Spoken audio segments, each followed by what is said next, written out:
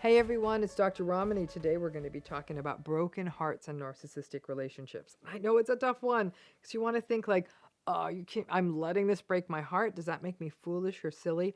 No, it doesn't. And there's something very unique about the narcissistic relationship that we don't see in other relationships. So it's so unique that results in a heartbreak that I really believe is different than other broken hearts. So today we're really going to talk about the broken heart, the narcissistic broken heart. But I don't really want to call it that because it's not the narcissist's broken heart, it's yours. But it's the broken heart we get from the narcissistic relationship. Maybe we could call it the toxic broken heart or something like that. I'm Dr. Ramani. Welcome to this YouTube channel where we take on all topics and do deep dives and attempt to understand all of the aspects of narcissism, narcissistic relationships, and how these relationships affect us. So let's talk about this idea of the unique broken heart that comes from the narcissistic relationship because it's very nuanced. Let's face it, if they were bad all the time, if the narcissists were bad all the time, this would be easy, right? And that's the problem. It's what fosters the trauma bond, the challenges in leaving, the challenges in staying, the challenges in getting help, even the confusion that people around you have when they witness your relationship or they hear about it. Because in these relationships, there's a fair number of good days, good moments. And the more of those there are, no matter how bad the bad moments are, it makes it really, really hard to leave. I've said this repeatedly, saying it again, narcissism's on a continuum. The less severe it is, the more decent or good enough days and moments that there are. The bad days are annoying, but they may not be bad enough to cut bait. Now, at the more severe end, there are likely fewer good moments, but the bad moments are really bad. You may actually be in danger or fearful or exploited and may want to leave, but feel too scared to leave. But for most people in the middle of that continuum, there are enough good days and decent memories and decent qualities that leave you confused about what to do. In addition, the love bomb stuff or the other qualities of the relationship like shared interests or opinions or even decent moments or preferences, it confuses the issue of whether this relationship is good for you or not. So here's what makes these relationships so messy. Healthy people are stable. More often than not, people know what you're getting with it. You know what you're getting with a healthy person. And the moments when a healthy person maybe is a little off, maybe a little grumpy, they either take accountability or apologize for their behavior if it's less than optimal. Narcissistic people are what we call labile. Their emotions shift, they're inconsistent, they don't take accountability, and they blame other people. Why? Because as I think many of you now recognize, you're actually in a relationship with a couple of people when you're in a relationship with one narcissist. There's almost two versions of the narcissist, and part of this relates to that distinction between grandiose and vulnerable narcissism. When the narcissistic person feels safe and has enough supply and unthreatened, then they're good. They're charming and fun and generous and maybe even a little empathic. They may still be annoying or bossy or controlling, but when they feel safe, they seem like a decent-ish person. That's the grandiose narcissist on a good day. You're like, yay! You think like, hey, I'm in a good relationship, and I have a nice parent, or I have a nice friend, or ooh, my boss isn't such a bad person. Great. Well, then there's the second version of the person. When the narcissist feels unsafe, threatened, frustrated, like they're not getting enough supply, then they're bad. They're angry, rageful, vindictive, mean, reactive, petulant, sullen, and not nice. Very unpleasant and a little scary and awful. This is that vulnerable narcissistic underbelly coming out. Not so yay. You wonder, who is this person? Why am I putting up with this? Am I losing my mind? We had a good weekend. And now it's Tuesday and they're screaming at me. Maybe I just need to be nicer to them. You know that whole drill. I know this is a review for many of you who regularly watch this channel, but one thing that many people struggle with when a narcissistic relationship ends is that they have a broken heart. a real broken heart. And they say, well, maybe this wasn't a narcissistic relationship. I'm hurt. I miss them. I miss the person I watched movies with. I miss the person where we talked for hours. We did have good times. It wasn't always bad. And if I were to say it always is always bad, then I'm lying.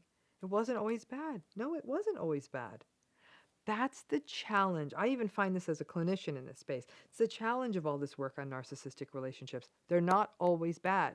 For those of you who grew up with a narcissistic parent, you may actually hold dear to some of those real or seemingly special moments.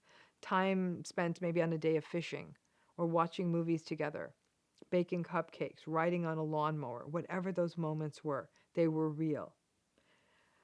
For a child, those little moments become absolute treasures that you stored away. I'll tell you, as a child, my parents, and we always had enough to eat, but my parents struggled financially. So when I'd get a little gift, I would put it away and I would cherish it. Now, I remember my more difficult parent went on a business trip and brought me back a little leather sack of polished stones. I cherish these things. I think I got them when I was like 7 years old. You would have thought they were the damned crown jewels for how much I cherish them. Every day I would come back to this little leather sack and the little polished stones, and I'd put them in rows, and I'd polish them some more, and I would tell myself, I'm loved because someone brought me a little sack of beautiful polished stones. It's sort of an interesting aside. I was recently on a business trip about a month ago, and I popped into an airport shop to get a soda, and there was a big display of polished stones, and to the side, the little leather sacks that you could take them home in. The woman in the store must have thought I'd lost my mind because I felt it in my chest and I was sort of transfixed. And it reminded me how forgiving the hearts are of children who come from these difficult family systems are. And those forgiving hearts we have do us few favors as adults, because when adults roll up with the adult equivalent of a little sack of polished stones, we cherish those stones and we write justifications and love stories around those gifts. But I still remember the day I got those polished stones. I also remember the day that parent came home with a book of fairy tales. On another day, it was a Kit Kat candy bar. And on yet another day, it was 2 comic books. And those kinds of days became the foundation of my trauma bonds. The good days and the good moments and the complex rationalizations for the anger and the gaslighting that was also there. Trauma-bonded patterns that dog me to this day.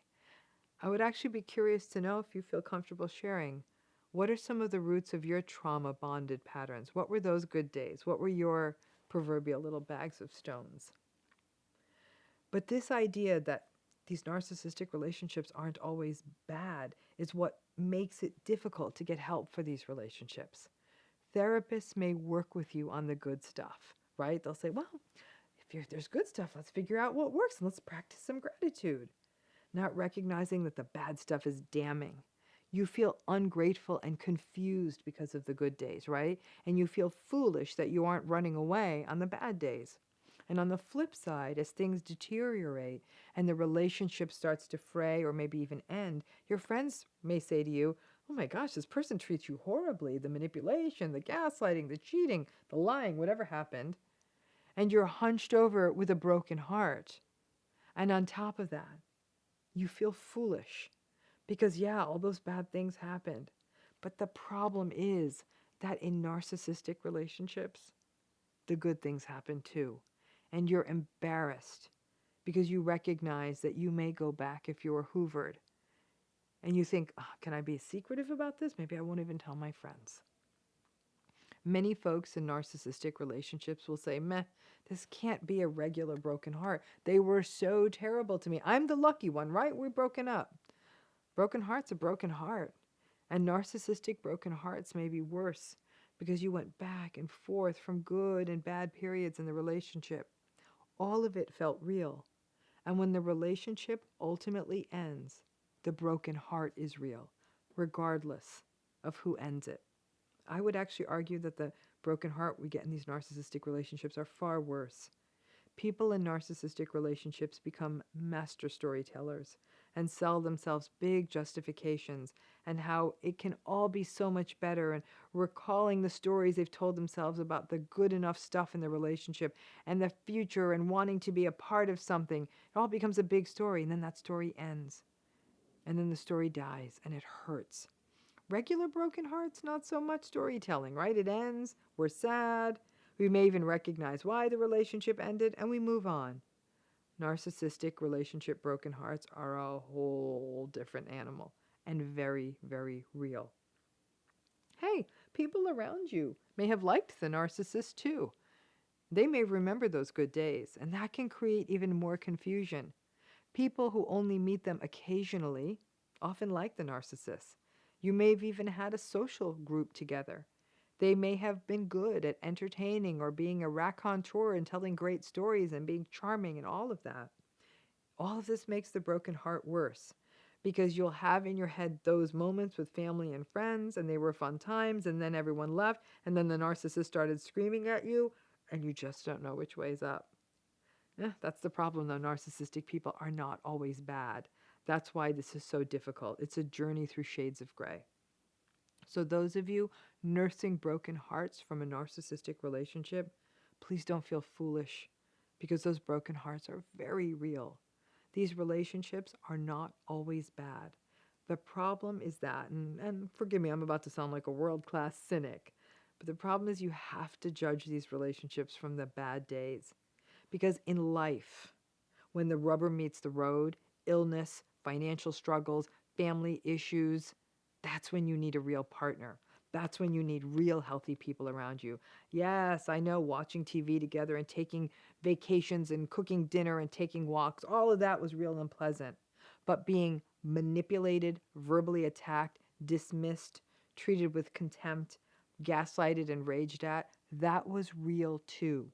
And in the long term, that stuff, those patterns, not only won't change, but could put you in a precarious spot. Work on healing that broken heart, and don't judge your broken heart or diminish it or say, what kind of fool is sad about losing a gaslighter or a manipulator? You're not a fool. I've been there, all of us have. And we feel that same elephant on our chest, that how will I ever catch my breath again, the what just happened to my future, I can't keep food down, why are the mornings always the worst, why didn't I get a love story feeling? It feels the same, that broken heart, regardless of whether your partner was a narcissist or not. The narcissism, I'd argue, not only makes it more painful, but all the more confusing. Thanks again.